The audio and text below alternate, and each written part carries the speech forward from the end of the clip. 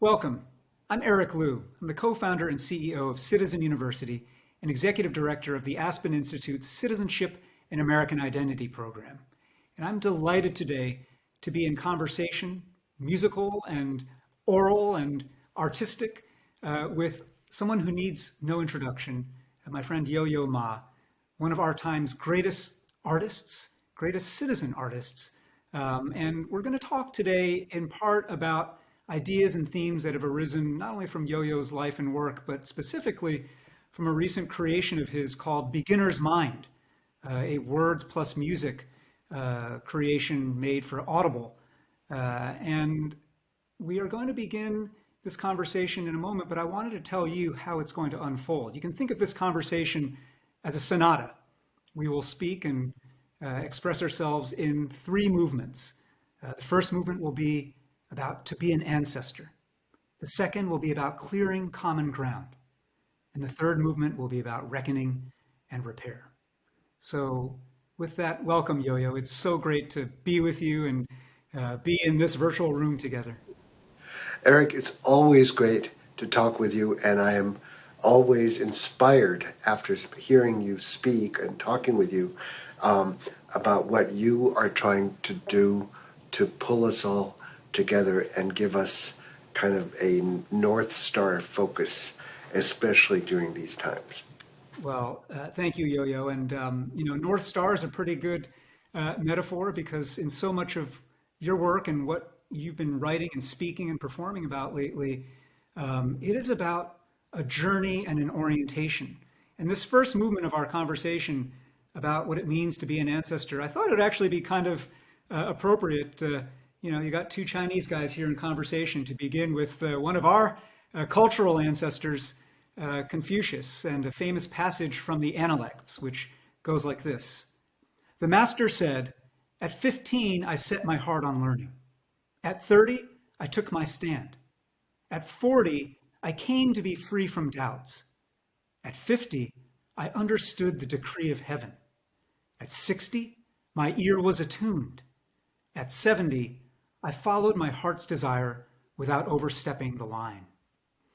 And Yo-Yo, you have been on a journey and you're at the point there at 60s, your ear was attuned.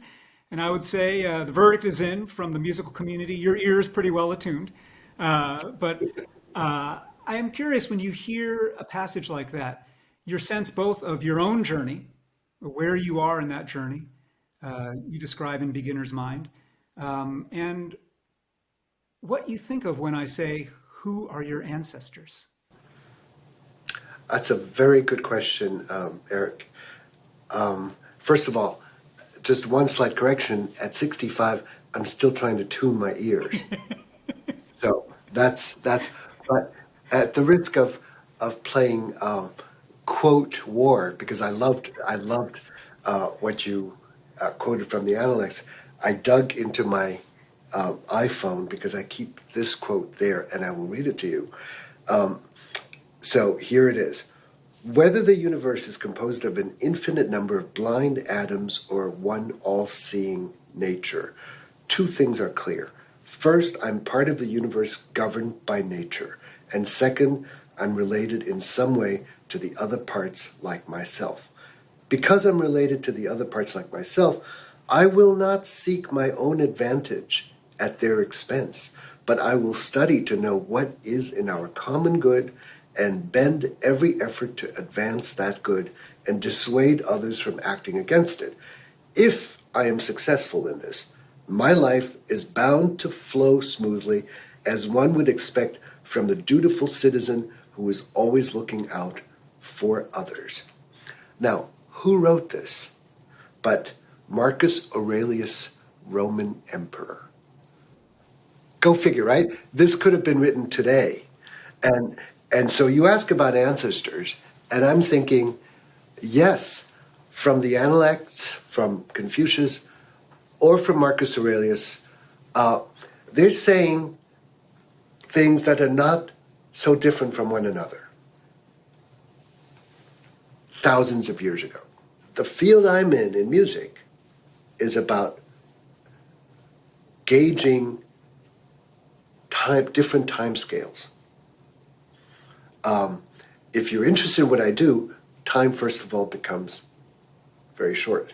If you're bored with what I do, it's Interminable. yeah, exactly. So in terms of ancestry, I think we pick up so much stuff that is conscious, but most often subconscious. That we and so what do we do in this time when we're looking to think what could our future be?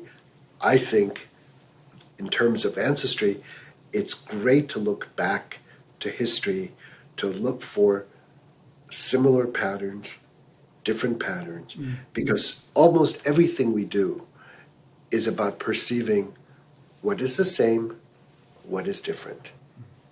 0, 1. Our digital world is about that. Our conscious world is about saying, are you friend or foe? Is it safe or is it not safe? So,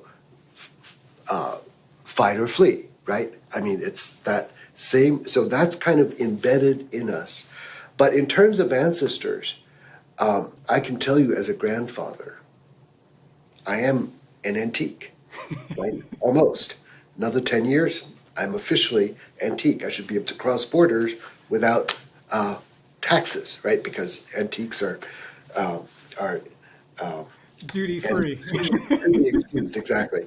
So, as a grandfather, I look at my grandchildren with just so much joy and gratitude, and with less responsibility, but with infinite love. Yo-Yo, when you opened with when you saw my Confucius and raised me a Marcus Aurelius here, you upped the ante here, and I love that. But you also opened up a different way of even thinking about ancestry, right? You thought your immediate instinct was not to go to, well, I am of the Ma family, going back X generations, located in this part of China, and so on and so forth. You began to claim as your inheritance the full spectrum of human creativity and human experience. What that brought to mind as well, Yo-Yo, is the ways in which at different times in our lives, at 15, at 30, at 40, at 60, so on and so forth, we have a different conception perhaps of our ancestry. We have a different conception of who's influenced us and how we pass that on. And you've spoken a lot about at this phase right now, you are a grandparent and you have a certain consciousness. But I'm just curious, and this is something that you explore in your work, this creation, A Beginner's Mind, this audio product that you've done. When you were younger, let's say, in your 30s, what would you have answered? How would you have thought of your ancestry then? Would it have been different in material ways from how you think about it today? I think I would have thought much less about my ancestry, either direct biological or general ancestry. I think I was probably struggling to understand the world around me. And I think what's remained consistent between being a young person and an older person is that I've always been interested in figuring out who am I and how do I fit in the world. That those questions have remained constant, and I think as a more confused person at an earlier age, um, I actually knew less about my direct ancestry, maybe up to my grandparents and a little bit further. Um, since that time, I've learned a lot more, and some of which came fairly recently. You know what Skip Gates has been doing with his ancestry, looking to people's roots, and often with surprising results. One of the surprising results that came from his examination of my family life is that apparently I am indirectly related to Eva Longoria. So go figure, right? And Skip blames me for Beergate because when he came back from China after researching my ancestry, uh, he he was sick as a dog. His door was broken, so he actually had to force his way into his own house when a neighbor called in what she suspected was a burglar, and then there ensued A great an controversy. argument. Wow. Yes, exactly. I'm So I'm the cause of a lot of trouble, both in my ancestry and in people working on that. Maybe it's a curse. Well, when Maybe you it's, said you were a distant relative of Eva Longoria, I thought where you were going to go was Genghis Khan. So the kind of the spread between those family connections is quite wide. I want to pivot in a moment here to our second movement, but one note I just want to say that in this reflection on who our ancestors are, and a show like Skip Gates' Finding Your Roots.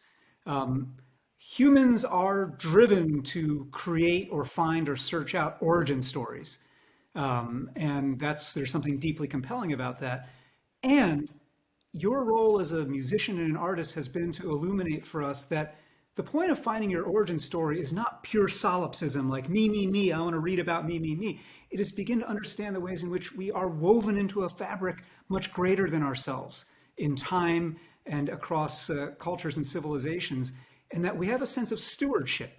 And I think all of the work that you've been doing in your citizen artist role, whether it's the Silk Road project or work you've done using music as a tool to unlock the pain of a lot of returning veterans of this generation's wars in the United States Armed Forces, has been about trying to unlock and open up a sense of connection and shared identity and common ground. And that's what we'll move to in a moment in our second movement. But as promised, in between each of these movements, we're going to allow for a little bit of music as an interlude to let some of these same themes sink in through a different channel. So, Yo-Yo, do you want to give us the floor? sure, I'd love to. Well, so much of what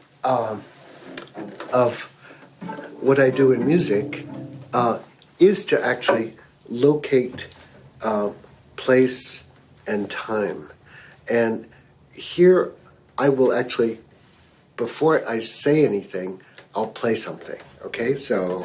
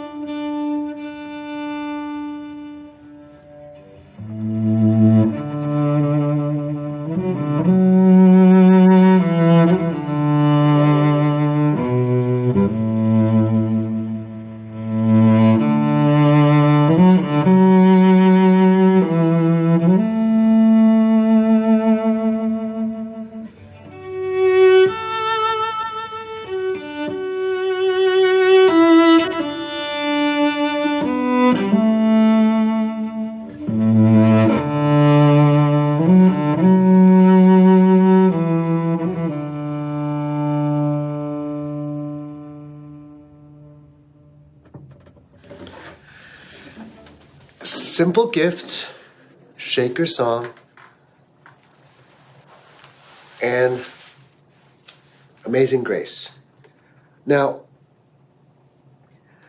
speaking of whose music is it, right? If you can say, okay, well, some people sang it, somebody wrote the words, but it's been adopted in some ways by all of us.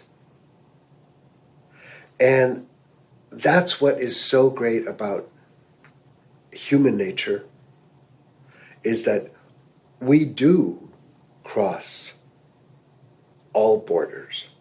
We cross ethnic borders, we cross time borders, and we cross geography. Because we have the wherewithal to do it. Are we exercising it? That's kind of my big question. And the reason to play this music is to remind us that these things are always resonating in our minds, and there's a presence to it that can actually gently remind us and increase our awareness of one another. That clearing you're describing, that of not just the borders, but the instinct to categorize and put things in buckets and silos that are disconnected from one another, when in fact all of these threads and streams and currents of culture and aspiration and creation are completely mixed together and hybridized in different ways. When you play Amazing Grace, I mean, you just play in a way, of course, that is moving, but I was moved, perhaps because you primed earlier Beergate and Skip Gates, I was moved to see President Obama in Charleston at the church after the horrible massacre at Mother Emanuel Church there, and how in the midst of his eulogy and sermon at that memorial service, he just began to sing. And the church rose. And you saw that moment, of course, situated in a particular context, the context of the Black church, a specific, particular place, time, history, legacy of pain and resilience and creation. And you saw ways in which people of every background, including not that background, could find an emotional way in, could find that sense of connection, right? And so much of the work that you're doing right now, Yo-Yo, is to try to create that sense of not only empathy and humanity, but of a recognition that that work is not a matter of, okay, let down the walls and cross into each other's zones. The work rather is recognizing we're already in each other's zones. We're already in each other. The seeds of each other's histories and cultures and songs and cuisines are already in each of our bodies and souls and hearts. And you're doing a bit of education in the literal sense of a drawing out, a revealing of that. And I am curious, I mean, as we sit here, you're preparing in a couple of days to head to Maine, in the area of what's now known as Acadia National Park, but is also land of the Wabanaki people and nation there. And you're going to be working with a range of people from the Wabanaki Nation, from the national parks, residents of those small towns in Maine, artists, scientists, neighbors, to try to illuminate, draw out for them the sense that there is common ground on that ground. As you prepare to do that, what are you worried about? Where do you anticipate there being resistance in the hearts and habits of people to that kind of opening and clearing? Well, you know what's funny, Eric? If I were 30 years old, I would be worried about all kinds of things. And I'm in this age where you're over 60. If you do anything, and whether it's good or bad, people are kind of surprised, right? It's like, oh, he can still play. You Tis a know, gift. oh, he just said something really stupid. Well, he's old, you know. So you can't lose either way. But the thing that to me is the greatest insurance is that I'm going as a guest of the Wabanakis. They are the host. They're going to show me their land. I'm going to do something at Jordan Pond, which was formerly where the glaciers retreated 15,000 years ago, allowing for inhabitants to come in. So First Nations people were able to go once the glaciers moved, right? And so that takes us back into history. So, but there's so many stories. All of humanity is about stories. The Wabanakis have their stories. They're the land of Dawn people, of the Dawn land. But then there are so many waves of people that came. The French Canadians have their stories. The lobstermen, the lobster fishermen have their stories. They act now as scouts to humans by figuring out what's happening with the fish and where they are moving to as a sign of what we need to pay attention to. So, and the Rockefellers were the ones who built the pathways, the carriageways up Cadillac Mountain. We need to acknowledge that. We need to. So there's so many stories, and what's interesting is, we started national parks as sort of saying we must protect the wilderness. Now the Wabanakis would say, "What do you mean wilderness? This is our home." And what the National Park Service said, being all of us temporary custodians, they actually have to figure out and choose which species to save as things are changing. So suddenly we have a spectrum of ways of looking at it. Why are we doing this? We're doing this because we want to fall in love with our land. And that's step one. Before we do anything, we first fall in love with our land. Last year, I think 271 million people came to our national parks. Just around now, the pandemic, the parks are booked all over really people are looking to nature as solace, as social places. So that's where Americans can come to meet without any other agenda, but to actually be in awe and in wonder. I love that you say that, past the age of 60 now, you're just, everything's a bonus. You're not as worried about how things will unfold.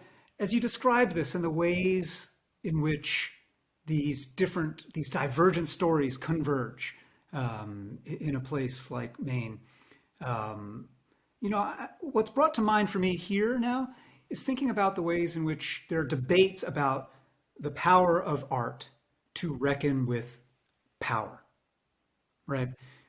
Which is to say, like, this is great, and the invitation you will create, and the musical experiences, and the deep listening that people will do when you gather in Maine in different places there will open up a new channel of shared humanity and shared stewardship.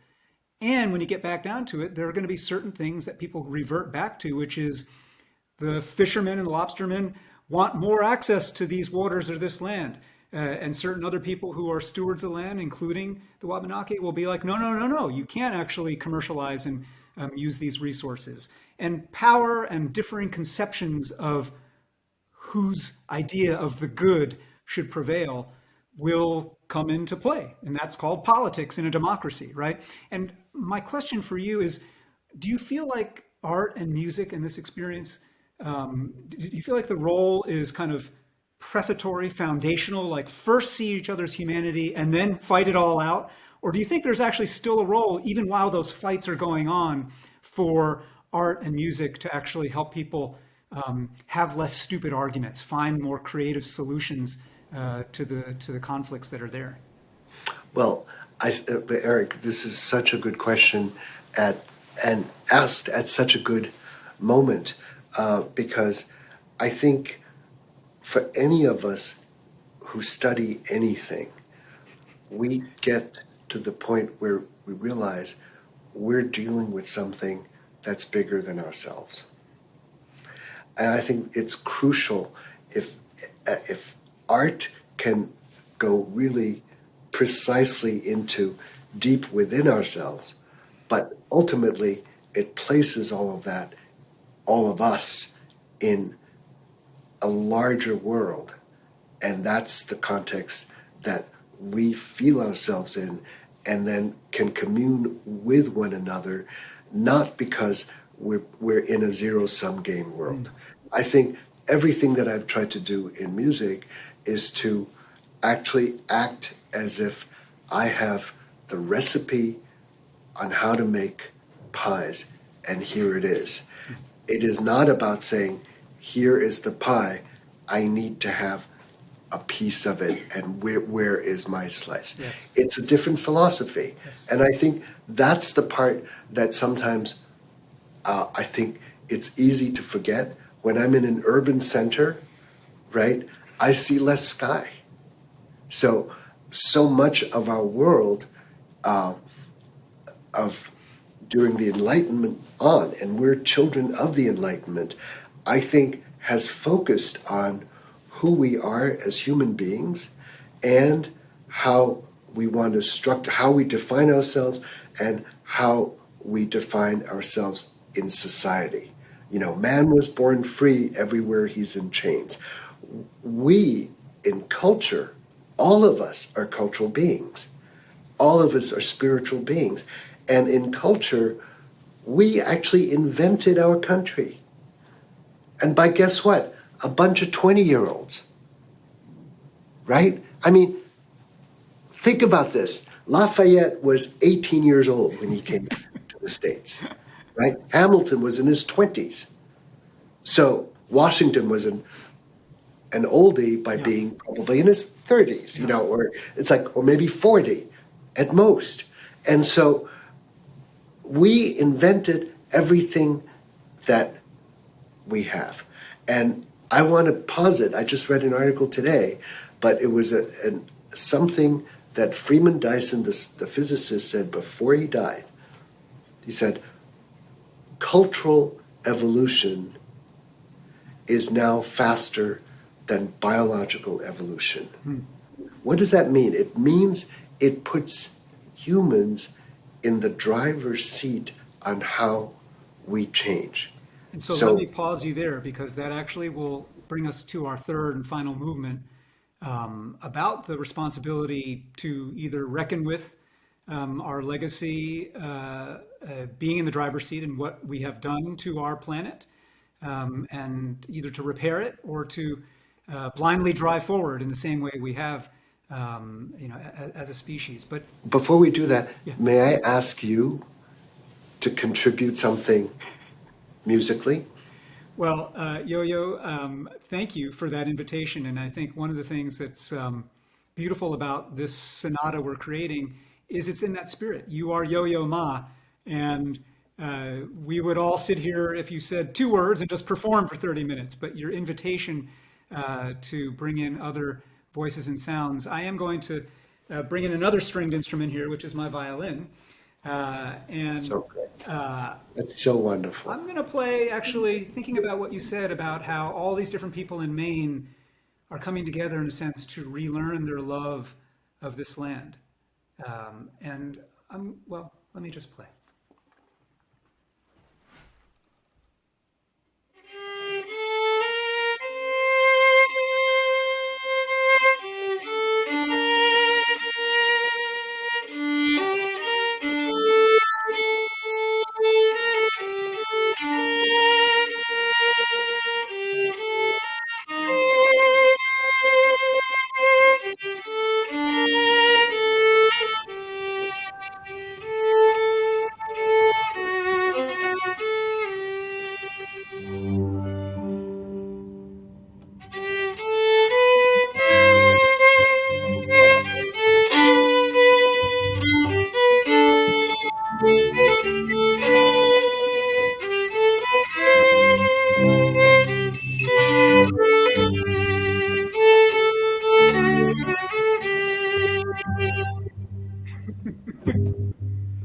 That is so wonderful Yo, yo, because yo. When we're back able to be in the same room, we're going to riff together.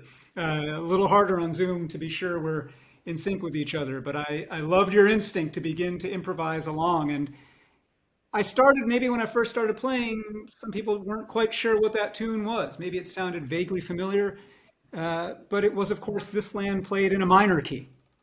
And this final movement about reckoning repair is about the ways in which every melody we make, whether literally on an instrument or through the Constitution of the United States or whatever it may be, every song and creation can exist in both a minor and major key. There is despair, loss, drift, embedded in every melody. There is hope, certitude, confidence embedded in every melody. And your work right now in using music and art as a way to open up people's minds and hearts to our shared stewardship of both society and planet ultimately gets down to the concrete questions of responsibility. What will you do? People watching right now, what will you do after being inspired and moved by what Yo-Yo Ma has said and played? What will you do in your community to reckon with injustice, to reckon with the brokenness of our society and the ways in which we've broken so much of our relationship with the natural world? And how will you repair? And I guess, Yo-Yo, your interest in this question of repair and reckoning is part of the evolution you describe in your audiobook, Beginner's Mind, how you first had to master being a cellist. And from there, you had to ascend to mastering what it meant to be a musician, the broader responsibilities of being a musician. And from there, you ascended to the broader still responsibilities of being human, right? And that arc, that synthesis, is one that your life exemplifies. What advice do you have for the rest of us about how to actually take more responsibility now, whether it's cellist to musician to human, or it's lawyer to citizen to creative healer, whatever the arc might be for somebody? I would say that one thing that we probably didn't pay as much attention to, and I think for me, the way to creating hope. We can't live without hope. You can go through dark times if you have a little hope. Our ancestors knew they needed to have hope. They may not have hope for themselves, but they tried to have hope for the next generation, right? I think we probably know that from hearing this from our parents or grandparents. I didn't know my grandparents. But so I think, how do we create hope for half the world's population that's under 27 years old? 7.4 billion people. Well, one way to create hope, as I think many people did during the pandemic, is to go out in nature. Because there, as humans were getting sick, we had life out there in all its plentifulness and the infinite variety of life. There are 7 birds for every human, right? And to hear the bird song every morning, every evening, and to hear the mating calls, to see them looking for food and acting in consort with one another, and these waves of different intelligence from ours, different point of view. We need them. And if it comes to a fight between us and nature, nature will win, right? So I think what we have not thought about is that we've tried to extract all kinds of things from nature. In the Audible book, I said, Richard Feynman said, nature has the greatest imagination, but she guards the secrets jealously. We've extracted secrets from nature, but actually we have not partnered with nature. And I think if we talk to Gen Zs and you look at their habits and what they think about, digital natives, they are not my generation. They actually have a sense of what could be hope. What can we do? Give them the latitude and accelerate custodial responsibility. So let them work it out.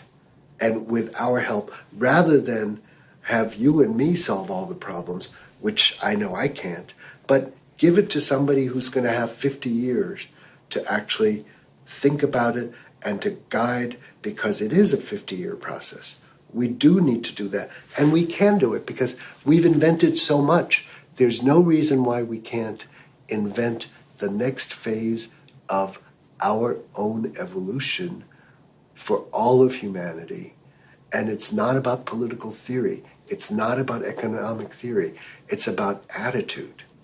And Well, you it's start about with that ethical, attitude. it is about an ethical framework. And as I hear you describe this, I mean, it does come full circle in a sense to a consciousness of ancestry. I mean, if you think about this in specifically a Chinese context, you're talking about a way of seeing and being that is maybe not Confucian, but more Taoist, that awareness of the interconnectedness of our energies and the awareness as well of the limits of our capacity to invent. Part of what I hear you say, Yo-Yo, is actually it's very interesting. I mean, culture is powerful. Culture is great. Culture can bind us and awaken us if opened and designed and let to evolve a certain way. You understand that all culture is hybridized and mixed, and especially here in America and the United States matters to the extent the United States matters for the planet. It matters only because we are a seedbed for the hybrids that the rest of the world hasn't yet imagined.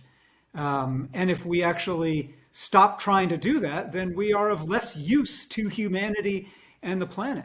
But one of the things that is remarkable about what you're saying is that sometimes culture limits us. Sometimes culture becomes too impermeable a container, too rigid, and we become too righteous and too full of certitude about our culture being superior, our culture not being contaminated by that culture over there.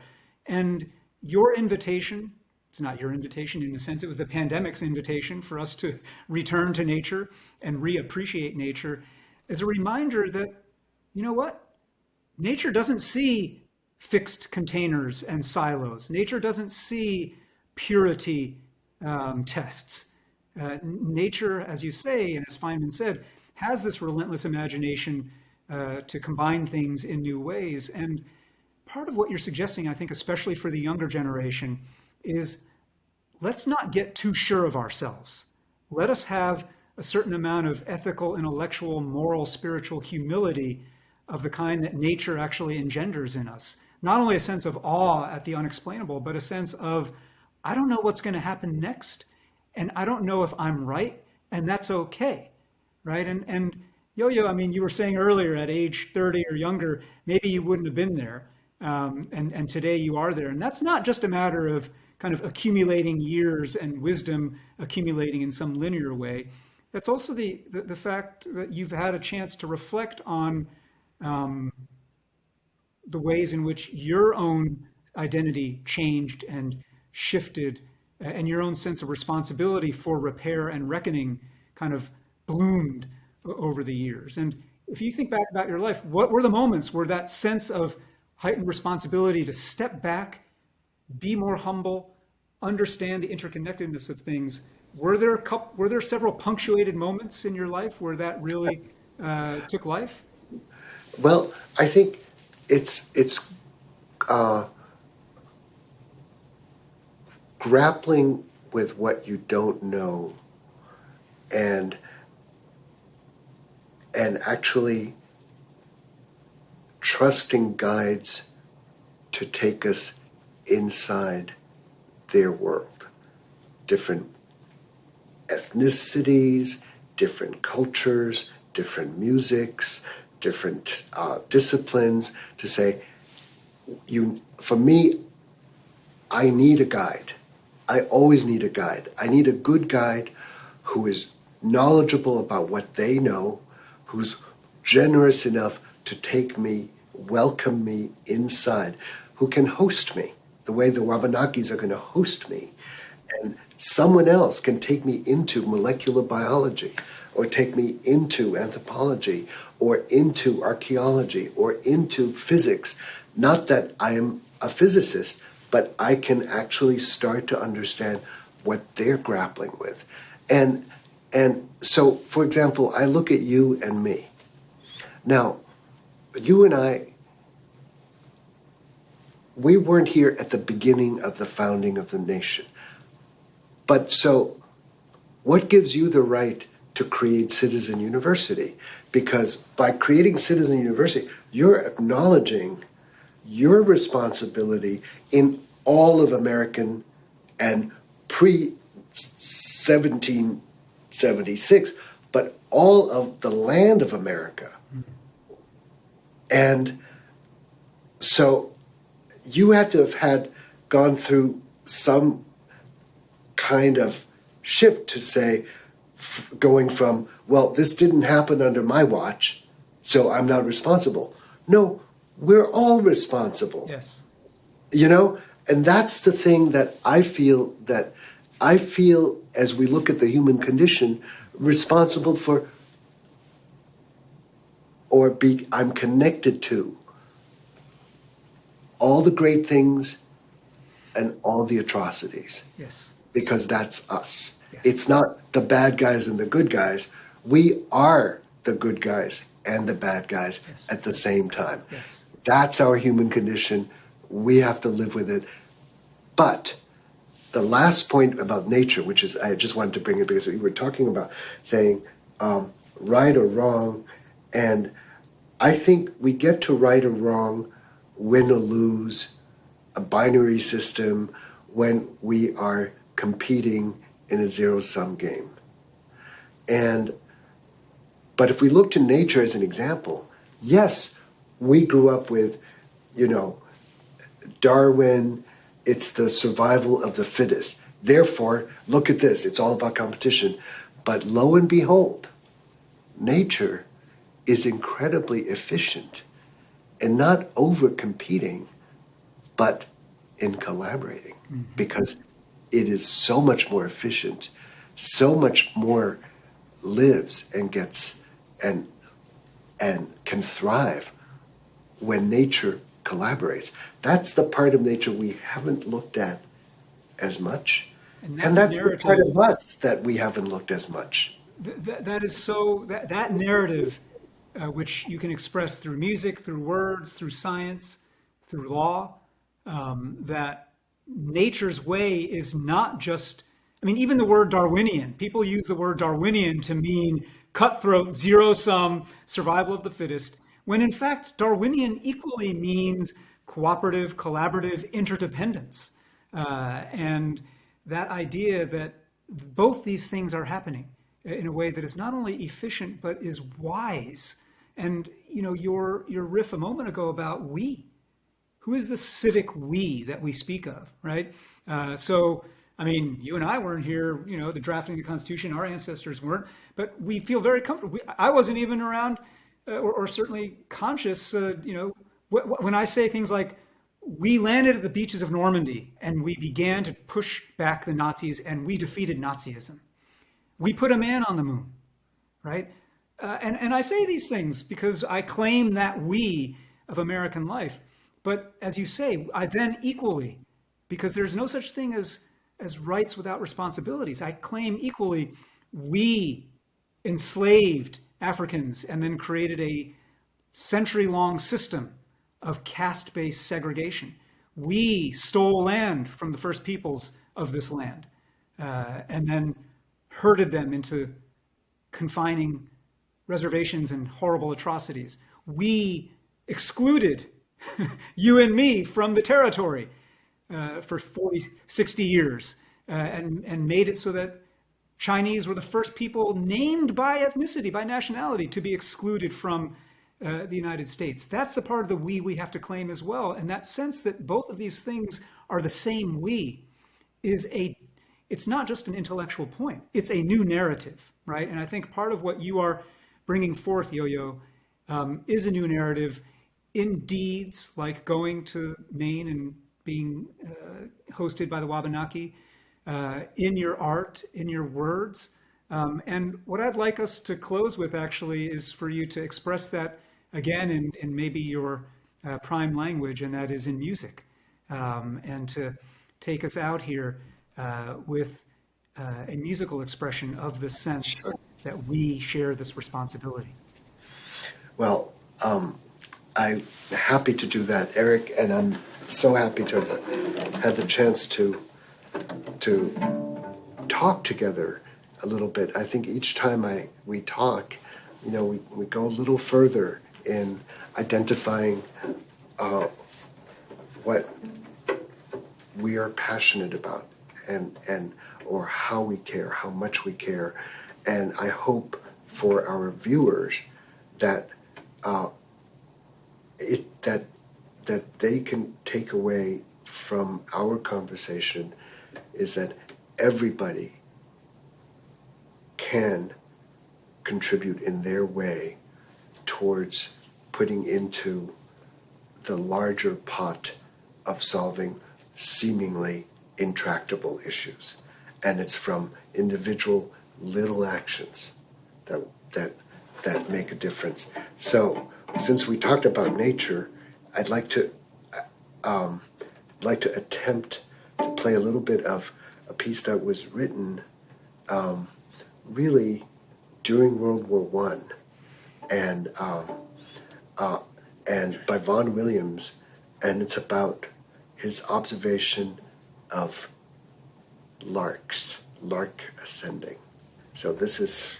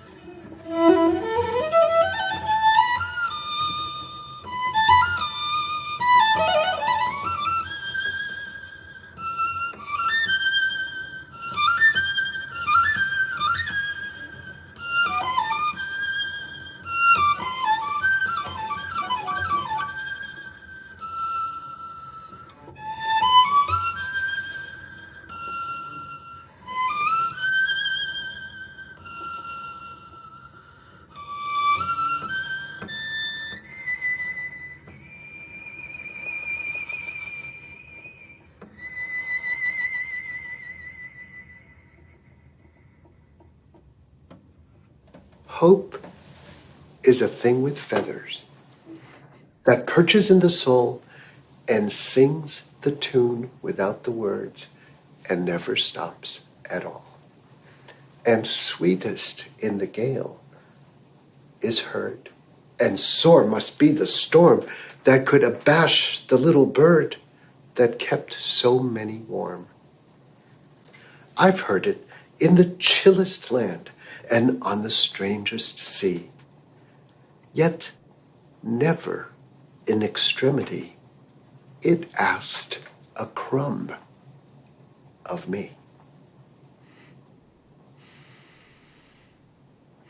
Thank Emily you, Yo-Yo. Dickinson. Thank you, my friend. This has Thank been you. Yo-Yo Ma. I'm Eric Liu.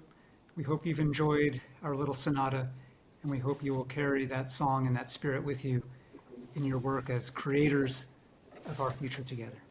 Thank you.